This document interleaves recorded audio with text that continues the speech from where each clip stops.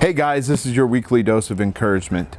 So this week we are in 1 Samuel chapter 21, and for those who are believers, this is a familiar story to us because Jesus uses this story as a picture for his disciples. And so that story we find in Luke chapter 6. I'm going to open up my Bible here and we're going to talk about that just a minute. So on a Sabbath, while he was going through the grain fields, his disciples plucked and ate some heads of grain, rubbing them together in their hands. But some of the Pharisees said, "Why are you doing what is not lawful to do on the Sabbath?" And Jesus answered, "Have you not read what David did when he was hungry, and those who were with him, how he entered the house of God and ate of the bread of the presence, which is not lawful for any but the priests, and also gave it to those with him? And he said to them, the Son of Man is Lord of the Sabbath." This story has always boggled me in a sense that I never really understood. Yeah, of course, Jesus is Lord over the Sabbath. But we're going to read here and we're going to see what Jesus was saying about the people that were with him and those men who were plucking heads of grain. And so here we're going to flip over to 1 Samuel chapter 21, and we're going to read this story. And a little bit of context here. So David is on the run from Saul. Jonathan has just told David, "Hey, my dad's coming after you.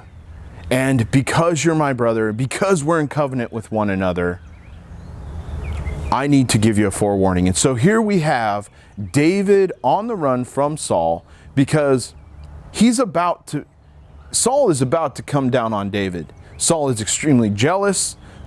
That same relationship is continuing that we've heard taught ever since David arrived on the scene.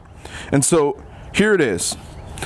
Then David came to Nob to Ahimelech, the priest, and Ahimelech came to meet David, trembling, and said to him, "Why are you alone and no one with you?" And David said to Ahimelech, "The king has charged me with the matter and said to me, 'Let no one know anything of the matter about which I send you and with which I have charged you.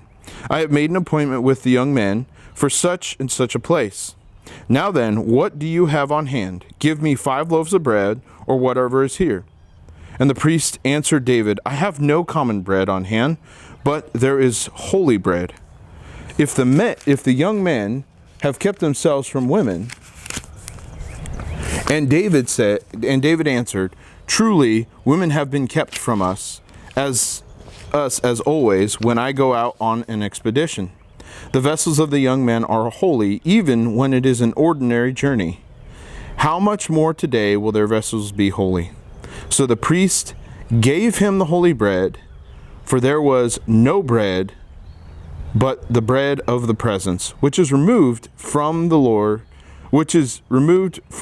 before the Lord, to be replaced by hot bread on the day that it is taken away. So David's on the run, and the Lord provides him nutrients, sustenance from the temple. This bread was only meant for people who were holy, as Jesus says, people who were priests of the temple, people who had abstained from women. You see, David had a habit already of making sure that his men always abstained from having sexual relations with women while they're on the road. That wasn't by accident. It wasn't just because it was to keep them holy. It was to keep them separate, because when they went on their missions, it was a mission from God. And as they went out and they were on their missions, David told them to abstain from having sexual relations with women. And part of that was David's success when he went out to battles. Now, fast forward, and Jesus is talking to Pharisees. And here he has these unholy people who are walking with him, the people that he calls disciples. And the Pharisees are doing everything they can to try and get Jesus on a technicality.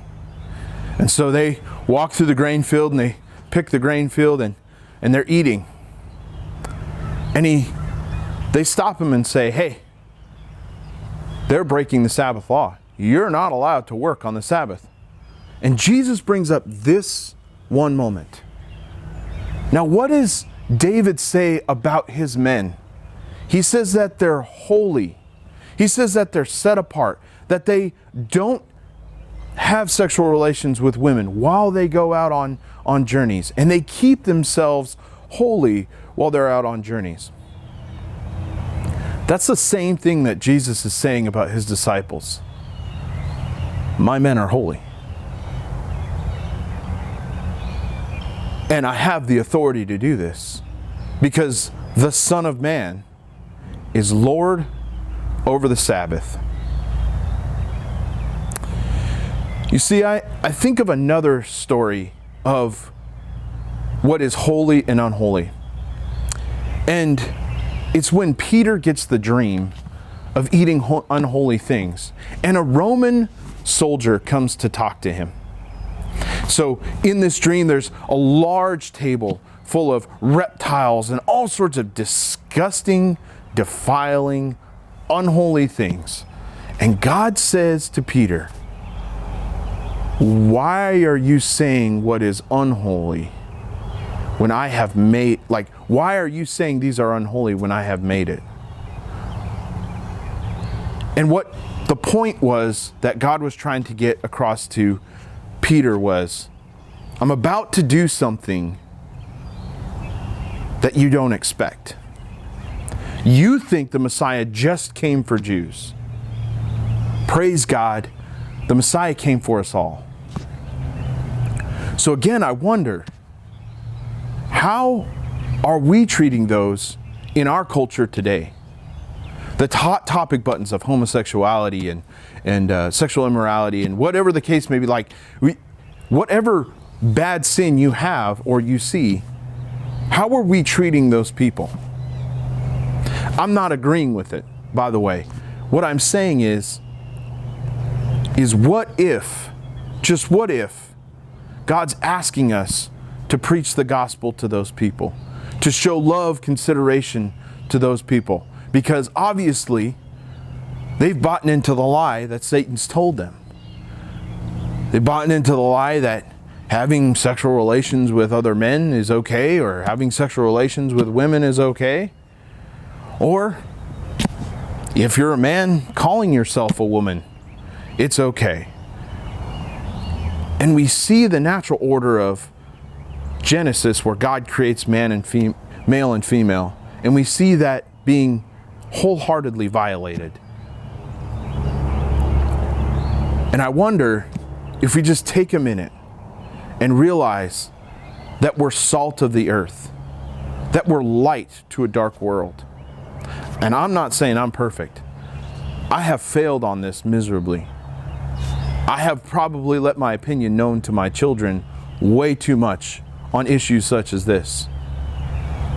And more and more the Lord is breaking my heart for people to come to Him. Because how else are they going to be saved? How else are they going to know how to have a right relationship between God and themselves if we as Christians, Christian men, do not step up and say, listen, let me tell you about what true love is. You say love is love. Let me tell you what love is. Love is patient. Love is kind. Love is not self-seeking. And if we are the ones who understand what love is, how are we going out and doing that and preaching the gospel to other people?